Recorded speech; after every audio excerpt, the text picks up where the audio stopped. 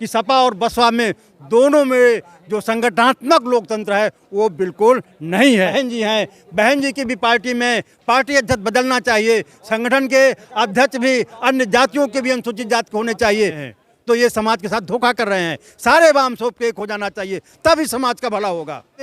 तो निश्चित तौर पे भारत जो है बुद्धमय भारत होता और यहाँ पे कई स्टेटों में और सरकार बन जाती। पहली बात, मानवर काशीराम साहब के समय में उन पार्टियों में लोकतंत्र हुआ करता था, लेकिन मुझे आज बड़े दुख के साथ कहना पड़ता है कि सपा और बसपा में दोनों में जो संगठनात्मक लोकतंत्र है वो बिल्कुल नहीं है। जैसे एक इसीलिए दोनों पार्टी के अध्यक्षों को सुप्रीमो कहा जाता है। और जैसे कि पता लगा बहन जी की भी पार्टी में पार्टी अध्यक्ष बदलना चाहिए, संगठन के अध्यक्ष भी अन्य जातियों के भी अनुसूचित जाति के होने चाहिए, बैकवर्ड क्लास के भी होने चाहिए, माइनॉरिटी के लोग होने चाहिए। इसी तरह अखिलेश की पार्टी सपा में भी सपा के जो यादव के अलावा कुर्मी भी अध्यक्ष होना चाहिए, पटेल भी होना चाहिए, गडरिया भी होना चाहिए, अनुसूचित जाति का भी होना चाहिए, तभी ये आपस में एक साथ मिलेंगे। अगर एक जाति ही कब्जा करे बैठे रहेगी तो इसका बड़ा समाज को खामियाजा भुगताना पड़ेगा।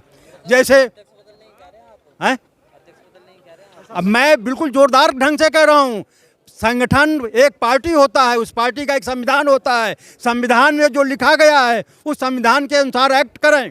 समझ रहे हैं? हम भारत के संविधान की बात करते हैं। हम अगर पार्टी के संविधान में क्या लिखा, क्या 2 साल बाद चुनाव होगा, कैसे चुनाव होगा, उसका पालन करें ना ये लोग। अदरवाइज थोड़े कोई सुप्रीमो कहता है। जैसे बाम सेफ है आपका, बाम सेफ का आज 10 राष्ट्रीय अध्यक्ष है जिनको मैं जानता हूँ। बाम सेफ का रजिस्ट्रेशन नंबर है 17809 यस 170 17809 17809। लेकिन आज बाम सेफ के 10 राष्ट्रीय अध्यक्ष हैं जो इसी नंबर पे चला रहे हैं। तो ये समाज के साथ धोखा कर रहे हैं। सारे वाम सोप के एक हो जाना चाहिए, तभी समाज का भला होगा। हम दूसरे को कोशिश करते हैं वो आदमी ठीक हो जाए, लेकिन हम अपने आप को नहीं ठीक करते। यही हमारी सबसे बड़ी कमी है। तो हम अपने आप को ठीक करें तो भी ये भारत देश आगे बढ़ेगा। क्योंकि आज यहाँ बौद्ध सम्मेलन भी हुआ है, तो मैं चाहता हूँ बाबा साहब की 22 प्रतिज्ञाएं, तथागत का पंचशील का पालन करें लोग और धम्म को अपनावें और भारत देश में बौद्धों की आबादी बढ़े, ताकि ये बाबा साहब के और भगवान बुद्ध के सपनों का भारत बने। बौद्धों की कैसे आबादी बढ़ेगी? सरकार तो हिंदू राष्ट्र बना। देखिए ऐसा है, आपकी जब जनगणना होती है तो आपके यहाँ पूछने आता है कि आप किस जाति के हैं, किस धर्म के हैं, तो आपको धर्म पे बौद्ध धर्म लिखेंगे तो आपकी आबादी अपने आप बढ़ जाएगी। इसमें ये भी कहते हैं कि रिजर्वेशन पे को खतरा है। इसमें कोई रिजर्वेशन का खतरा है? 9 बौद्धों के लिए शासनादेश है, कोई रिजर्वेशन नहीं जाएगा, किसी का रिजर्वेशन नहीं जाएगा। मैं दावे के साथ कहता हूँ वो तो शासनादेश है, शासनादेश को कोई पलट नहीं देगा। सिर्फ लोगों की हिम्मत नहीं है। और वैसे अगर अनुसूचित जात बैकवर्ड क्लास में हिम्मत आ जाए ना भाई साहब, तो 256 सांसद हैं, अभी सरकार 2 मिनट में बदल जाए। ये साहस की बात है, साहस।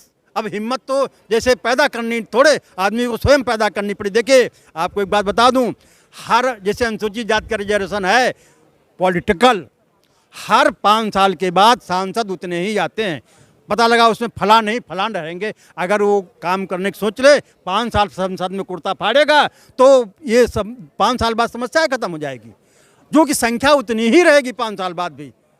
जितनी 14वीं लोकसभा में थी उतनी 15वीं लोकसभा में सांसद रहेंगे, उतने रहेंगे। अनुसूचित जाति का कोटा उतने रहेगा, बशर्ते हम नहीं आएंगे। जो 3-3 पीढ़ियों की जिनकी सरकार लोक सत्ता में बने हैं वो खत्म हो जाएगा।